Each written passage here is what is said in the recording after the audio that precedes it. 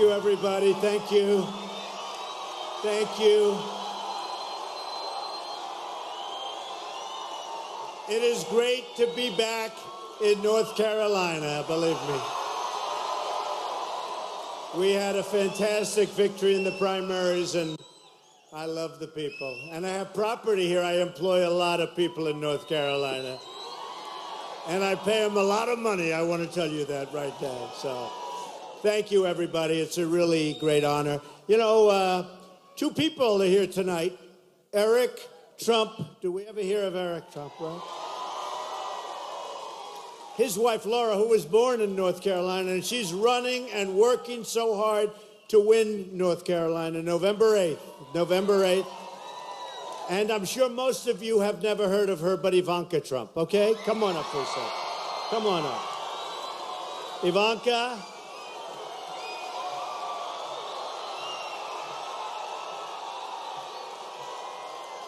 Say a few words. Go on. Come on. Hi, everyone. Wow, this is amazing. No lack of spirit in this room. Thank you, North Carolina. We are so appreciative for all of you, for the energy, for the enthusiasm. My father is an amazing man. He is a great man, and he will be an unbelievable president. So I promise. My father likes to over-deliver, and he will over-deliver for all of you. So thank you. God bless. Thanks, Ted. Thank you, baby.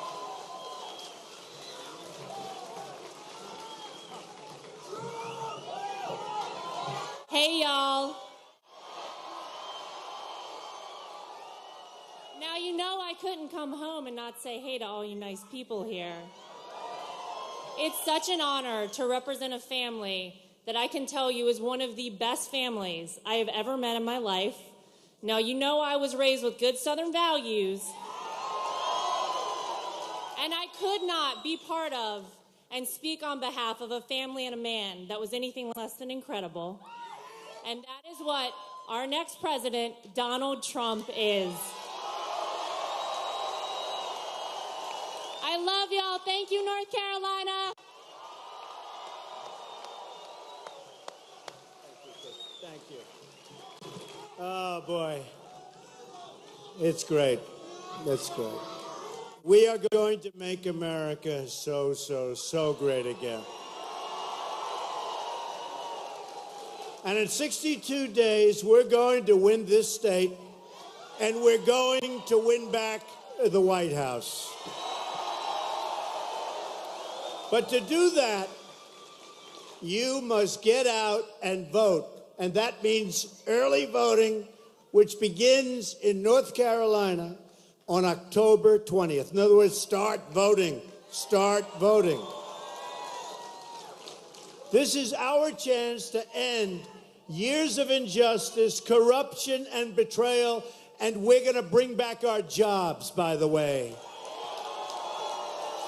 This is our chance to solve all of the problems that have gone unsolved for so many years.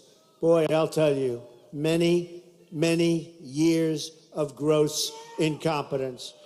And that includes bringing back our jobs that have been taken away from us like we're a bunch of babies and moved to other countries that were smarter and sharper than our leaders. That's not going to happen anymore, folks. Not going to happen anymore. For how long have people been saying Washington is broken and controlled by special interests? You know that. This is the year we can fix it. That's because change has come from the outside of our broken system, and it's a very corrupt system at that. We will never fix our rigged system by relying on the people who rigged it in the first place, and that's what you're doing. We need change. We need change. We will never solve our problems by relying on the politicians who created our problems. So to every American who has been waiting for real change, Your wait is over. Your moment of liberation is at hand.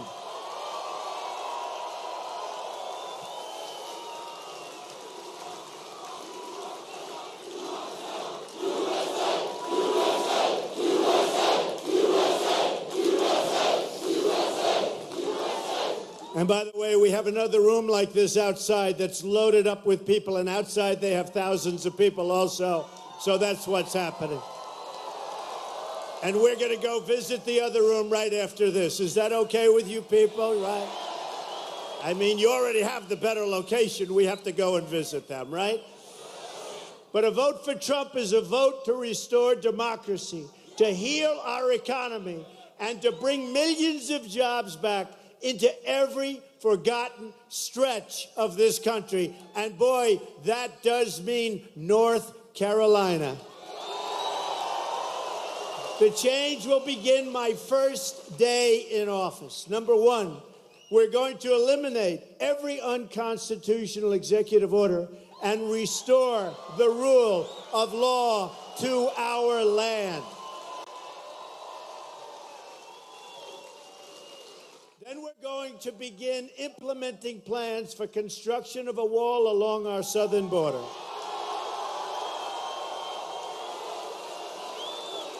In other words, we will build the wall.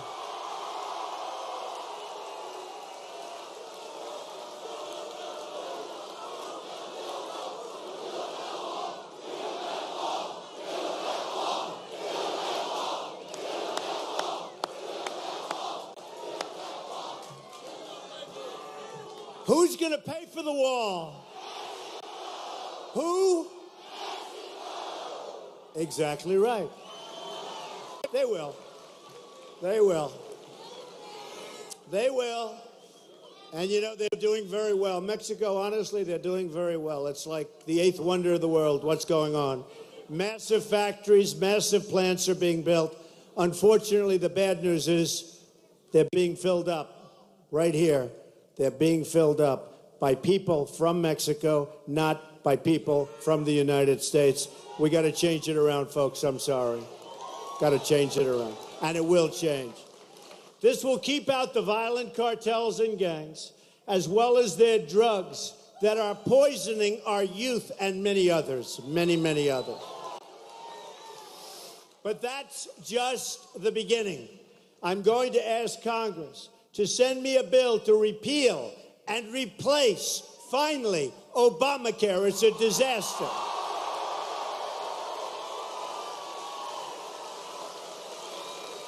Under Senate rules, that bill can be passed with 51 votes. 51. Not a big deal, especially if we hold the Senate, and I think we will. Remember, they were saying, oh, well, if Trump wins, well, most of those people are up, but I'm higher than some of them. So it's very interesting. I think we're doing very well, I have to tell you. I think we're doing very well. The pundits are extremely upset. Meaning a Republican Congress and a Republican president can save Americans from this disaster in a single afternoon. Very simple. And remember the judges, remember the Supreme Court, justices of the Supreme Court. Don't ever forget it. Don't ever forget it. And don't ever forget the Second Amendment, which is under siege. And you don't vote for Donald Trump, you're going to see what's going to happen. You're going to see what's going to happen to your Second Amendment. It's not going to be pretty. The National Rifle Association, NRA, endorsed me. The earliest endorsement they've ever given, I believe. And you got to get out. If you believe in the Second Amendment, you got to get out and you've got to vote. So it's going to be a very busy first day. I'm going to instruct the Department of State to immediately suspend the Syrian refugee resettlement program and develop plans for the construction of a safe zone in the region. And the safe zone will not be paid for by us. It will be paid for by Gulf states that have plenty of money. They don't spend it because we're going to be, think of it, at $20 trillion, double the amount of debt that we had when President Obama first came to office. So we're not going to build it, but we all have hearts. We want to take care of people. We're going to build beautiful safe zones in Syria, and other people are going to pay for it. It's called the OPM theory of money. I love that theory. It's called other people's money.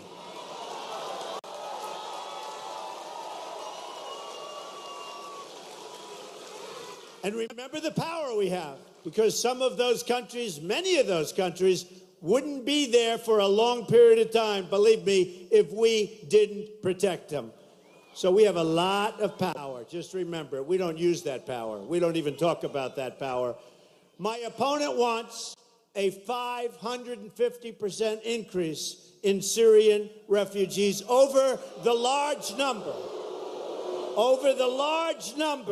that are already coming into the country through thousands and thousands through President Obama.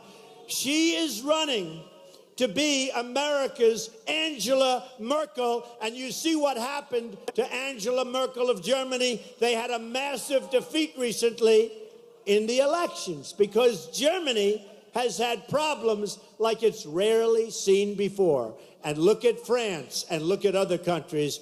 It's catastrophic, folks. It's catastrophic.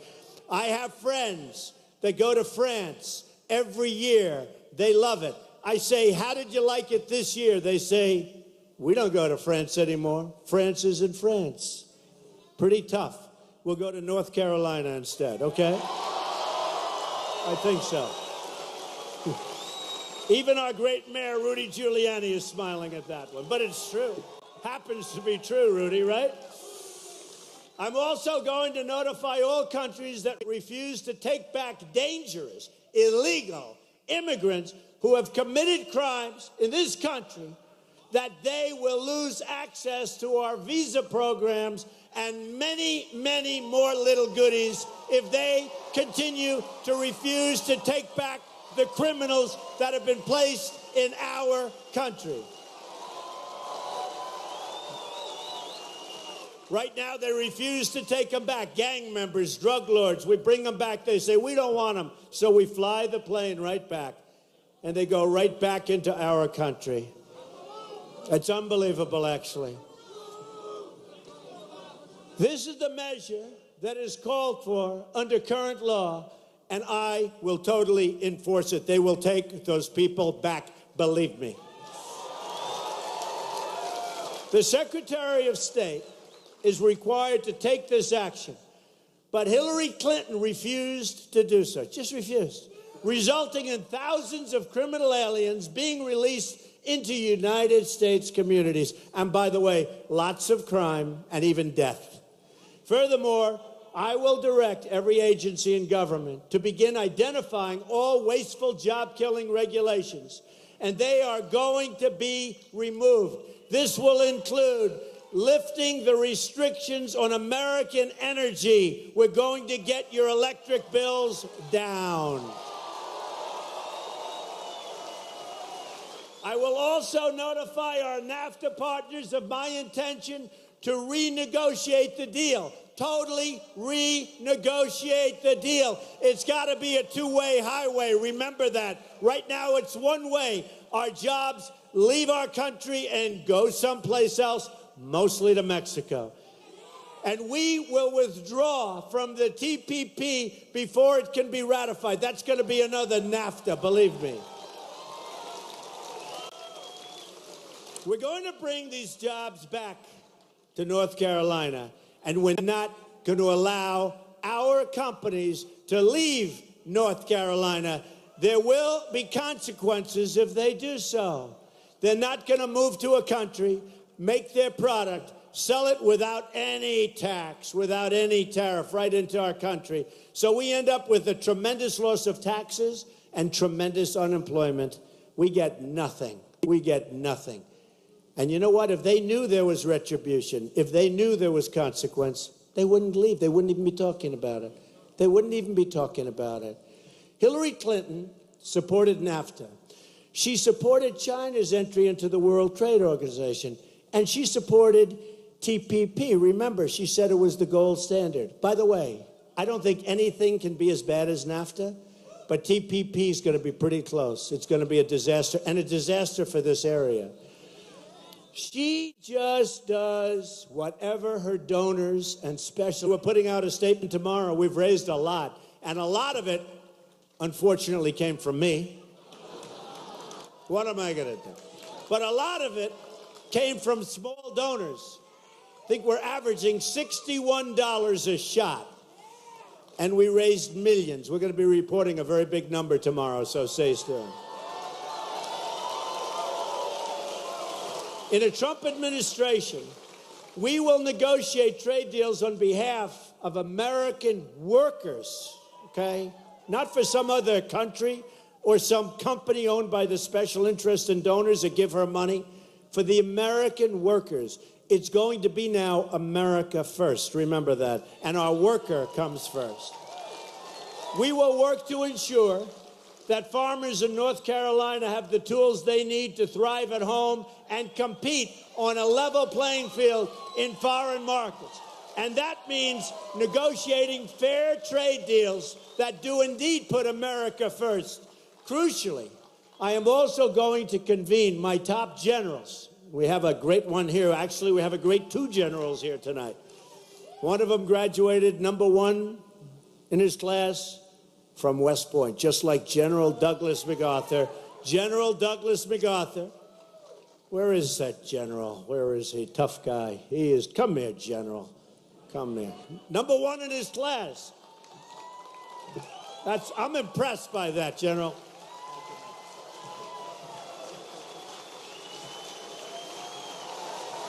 #1 in his class at West Point. 2-star general. Incredible guy. By the way, did you see, I think it was 88 generals and admirals endorsed Donald Trump today. And these are the fighters. These are the fighters. These are the warriors. These are the ones that not the political hacks that endorsed Hillary Clinton 2 or 3 weeks ago. Did you see them all? They run. You know why? Because we have no place for them. These are the people that have been telling her and Obama and others what to do over the last number of years. How has that worked out, folks? How has that worked out? So we're going to convene my top generals and give them a simple instruction.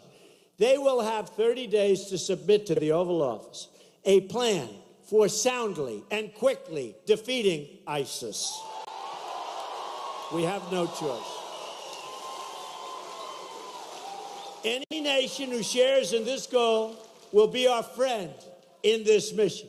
For years, we have been caught up in endless wars and conflicts under the leadership of failed politicians and a totally failed foreign policy. And this is a policy that could only happen with incompetent people running our country. Believe me. The same people who made every wrong decision in Iraq, Afghanistan, Libya, Syria, Egypt, China, and Russia are the same people who are now advising who? Hillary Clinton. Who? You said it. The same people are advising Hillary Clinton. So I'm proud instead to have the support of our war-fighting generals, active duty military officers, and top military experts who know how to win. These are the tough ones, these are the smart ones, and know how to keep us out of this endless war, the war that's been going on forever and draining our country, Our infrastructure is a disaster. It is draining our country, our roads, our tunnels, our bridges, our schools, our hospitals, everything. Our infrastructure is a disaster. This is draining us. Hillary Clinton favors what has been called military adventurism, okay? Military adventurism. Rushing to invade countries, displacing millions of families, and then inviting the refugees into our country, creating power vacuums filled by terrorist groups like ISIS. And believe me, there are plenty people that are very closely associated with ISIS coming into our country. We've got it from within, folks. This could be the great Trojan horse of all time. And I don't want, in 200 years and 400 years, I don't want people to be reading about it, okay? I don't want people to be talking about it. I believe in a foreign policy based on our national interests that focus on American security and regional stability, instead of using our military to create democracies in countries with no democratic history and couldn't care less about democracy. We're trying to force democracy down their throat. We're spending trillions of dollars, and they don't even want it. We will work to form partnerships overseas based on a long-term strategy of defeating radical Islamic terrorism. We will first have to reverse the damage inflicted by Hillary Clinton and Obama, her legacy of failure and his total legacy of failure in the Middle East, Russia, Asia, everywhere, has made Americans far less safe, probably than ever before. And they talk Russia. They keep talking Russia. Wouldn't it be nice if we actually could get along with Russia? Wouldn't that be nice? Wouldn't that be a good thing? And with Russia helping us, because they don't like ISIS any better than we do, with Russia helping us to knock out ISIS, wouldn't that be a good thing instead of a bad thing? These people, as part of our plan to avoid and prevent foreign conflicts, we're going to rebuild our very depleted military. And you saw this. There was a documentary recently on our jet fighters. They're so old we can't get parts. We get the parts from airplane graveyards and from airplane museums. We take the parts off planes that are in museums and graveyards, and we put them on our jet fighters. This is not the United States of America, folks. This is not the United States. This is our ultimate deterrent, however. We will be guided by three very famous words: peace through strength. I will ask Congress to eliminate the sequester and immediately reinvest in our military. We have no choice. Not like we can say, oh, let's not do it. We have no choice. We have no choice. We have a great country. We want to keep our country strong. We want to keep our country. So we have no choice. Somebody said, isn't there something else you could do? This isn't like, oh, gee, let's pick A, B, C. We have no choice. We have to have, maybe more than ever before, a strong and powerful military. And hopefully we'll never have to be able to use it. Hopefully we'll never have to use it. Right now, we have, amazingly, the smallest Air Force since 1947, the smallest Army since 1939, and one of the smallest navies, listen to this, since 1917. Like the Cold War, we also need to fight this battle by collecting intelligence, and then you're winning. I'm not winning. You're winning. You're winning. The movement is winning. Because this is indeed a movement, folks. When you look at this room and you look at another room in this building and you look at thousands of people outside and you learned about it 2 days ago, this is not just a normal situation. This is a movement. It's a movement. We're tired of incompetent people running our country into the ground.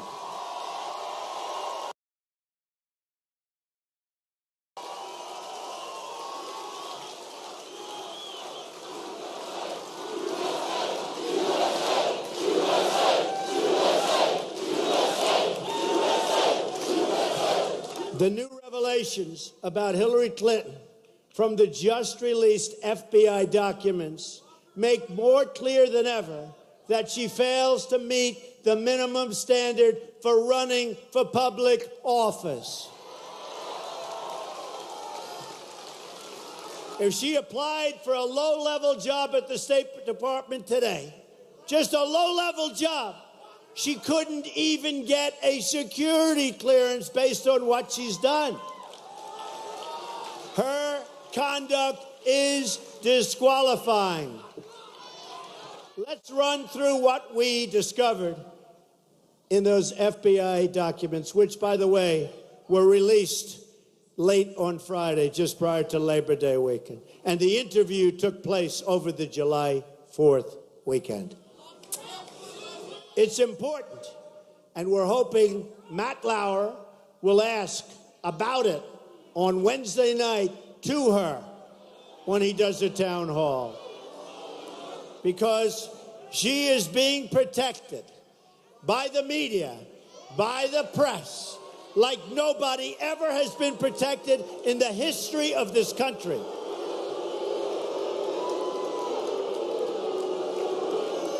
Me, on the other hand, it's a total pile-on. Actually, a couple of the media people have said, also, in the history of our country, there has been nobody hit so hard, so viciously, so violently, and I will tell you so ridiculously unfairly, as Donald Trump. I'm proud to do it for you, folks. I'm proud to do it.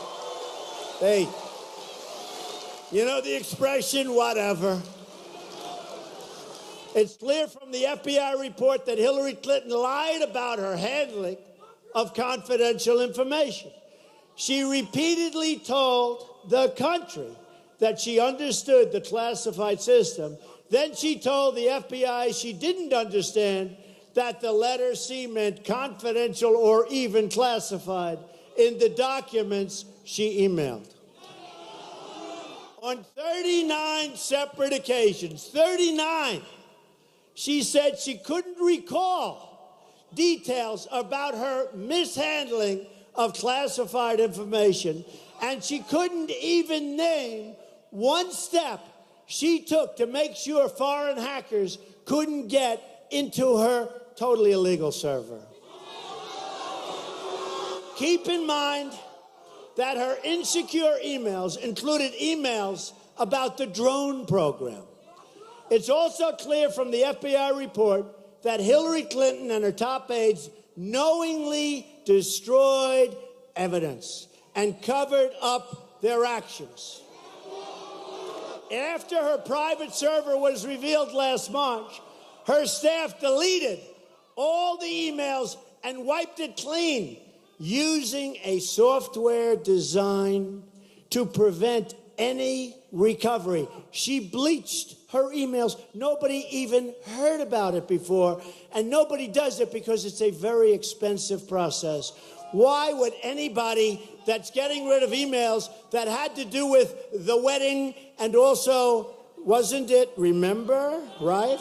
Yoga and the wedding. Why are you, when you delete 33,000, I figure 5 for the wedding and 2 for the yoga, right? So that's 7. But why do you acid wash or bleach the emails? Nobody even heard of it before. Very expensive. Just ask yourself. Then they used hammers to destroy phones so they couldn't be turned over. And by the way, who uses 13 different iPhones in 4 years? Who? The only people who use that many phones are usually involved in very, very, and I mean very, shady activity.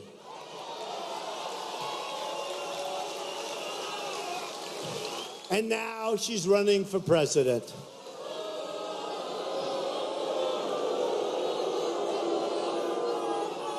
And by the way, you ever notice? She never talks about policy. She never talks about illegal immigration. She never talks about anything. All she does is a total hit job on Donald Trump. She makes up terms, right? She makes up terms. Temperament. You know what they did? they got Madison Avenue. That's the big advertising people. And they probably drew like 20 terms on, and they go, let's see, temperament. Oh, temperament. Yeah, let's use that one. So I have to tell you this. I have to say it. I think my single greatest asset of any assets I have is my temperament. And I know how to win, but it's my temperament. It's my single greatest asset. And every time you hear it, just remember, this is a phony group of lying people. And tell her we want to hear about your policy on jobs, on illegal immigration. I want to hear what she's going to do to stop the jobs from leaving North Carolina and going to Mexico and other places. Okay? Let her tell us. Because you know what, folks? She doesn't have a clue. Not even a clue. People who have nothing to hide don't smash phones with hammers. They don't. People who have nothing to hide don't bleach. Nobody's ever heard of it. Don't bleach their emails or destroy evidence to keep it from being publicly archived as required under federal law. And she got rid of these emails after Congress, not before, after Congress requested them. Think of that. Can you imagine if I or somebody else did that? Can you imagine if Rudy Giuliani did that? Oh, Rudy, you'd be in such trouble. Poor Rudy. Right? It's unbelievable. Folks, I'm telling you that they couldn't recall or remember, can't remember anything. By the way, if she really can't remember, she can't be president. She doesn't remember anything. She doesn't even remember whether or not she was instructed on how to use emails. Were you instructed on how to use? I can't remember. But that's in addition to the guy who set up the server. Remember him? And he pleaded the Fifth Amendment. Wait, what are we going to do with this guy? What happened? He pleaded the Fifth, right? He pleaded the Fifth. Where is he? Where is he? Is he living? Where is he? He pleaded the Fifth, and that was the end. We never heard about him again. Boy, I'll tell you. This is like a third world country, folks. It's terrible. This is really, if we bring it up, this is like Watergate, only it's worse. Because here, our foreign enemies were in a position to hack our most sensitive national security secrets.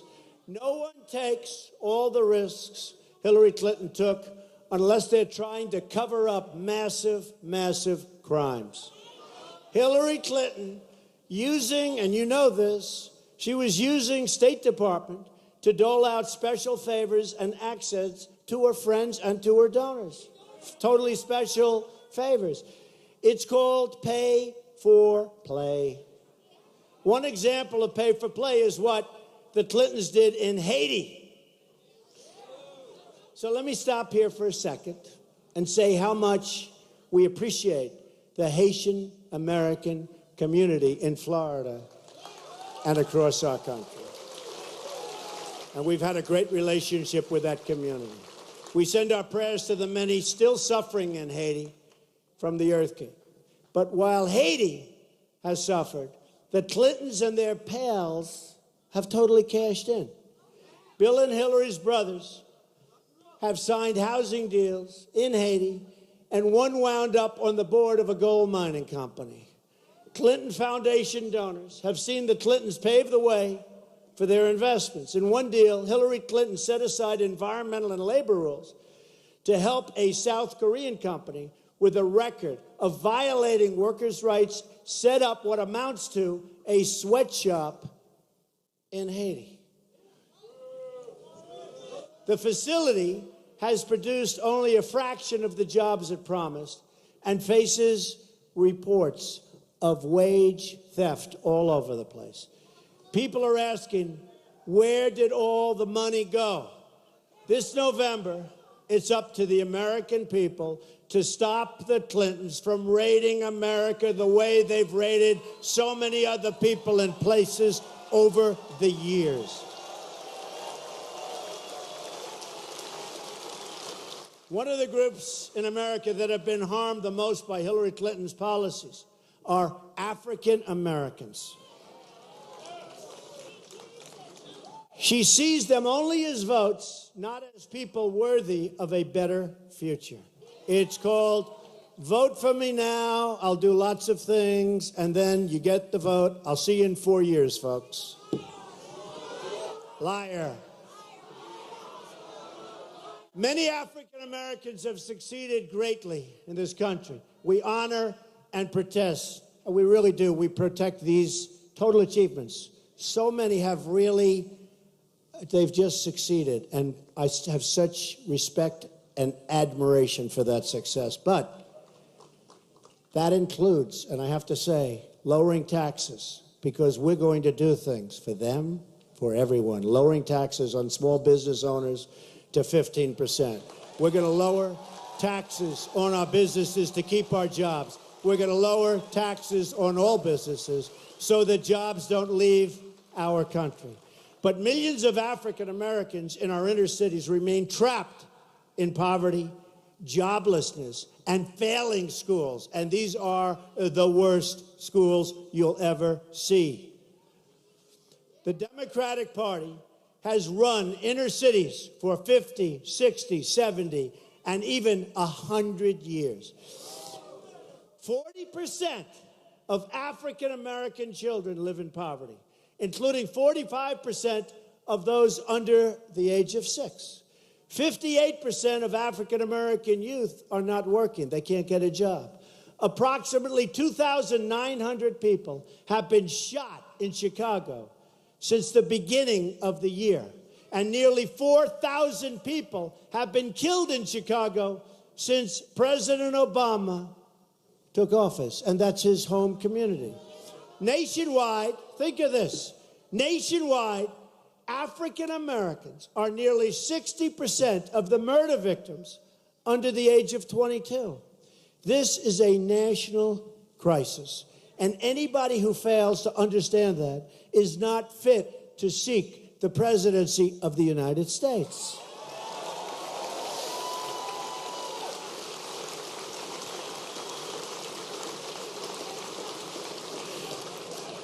To those African Americans and Hispanics suffering in crime and poverty, I say very simply, give Donald Trump a chance. What do you have to lose?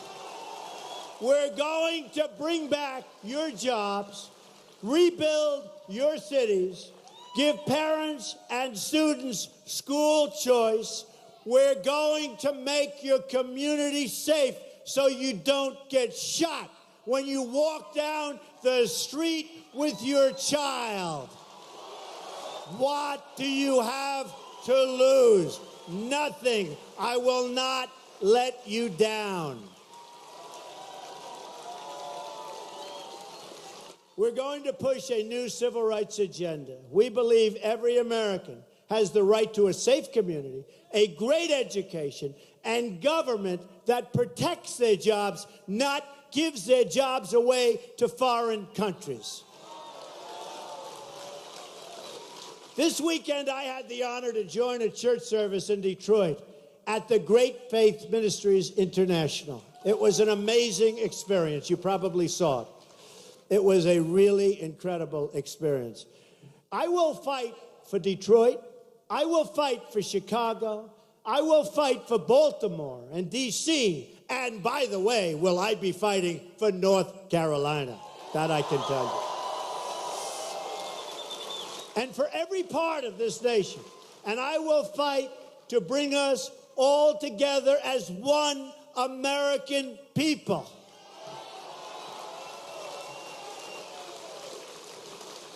I didn't need to do this. I didn't need to do this. It's not easy. It's nasty. It's nasty. I talk about the fact that people in the audience 18 years ago are making more money 18 years ago than they're making today in real wages. A lot of people, don't raise your hands, but a lot of people, I hear that. 18 years ago, they made more money than they made today. And today, they're working 2 jobs in many cases, also partly because of Obamacare. But they're working 2 jobs, and they're working harder. Now, as you get older, maybe it would be nice not to work quite as hard. But I can only say this. I've also gotten older, and I'm working a hell of a lot harder than I've ever worked before. That I can tell you. True. I will fight to bring back our jobs, and that means all those jobs lost right here in North Carolina and every other state in our great union. Let me quote the same passage from the Bible I read on Saturday from 1 John chapter 4.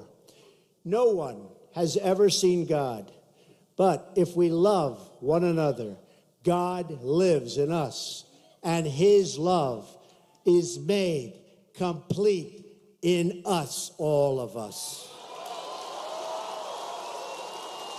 Made complete in us. Imagine what our country could accomplish if we started working toward one people, under one God, saluting one flag. It's time to break with the bitter failures of the past and to embrace the new American future. In this future, we will, and we have to. We have no choice. It's just like our military. We have no choice. We have to build it strong again. We have no choice. In our military, we have the greatest people, men and women, on earth. But we have to give them what it takes. We have to back them. And we have to back our police, by the way. We have to back our police. We have to be a country of law and order. And in this future, we will respect the dignity of all Americans. And that means great jobs, great schools, and great safe neighborhoods. We will keep our children safe, which requires secure borders, a strong military, and supporting law enforcement. Jobs will return, that's right, and the wall will happen. Prosperity will rise, and new factories and plants will come rushing back to our shores. Government corruption will end, and the State Department will answer to the voters, not Hillary Clinton's donors and special interests. So few people remember, but Republicans are the party of Abraham Lincoln. And come November 8th, we will once again have a government of, by, and for the people.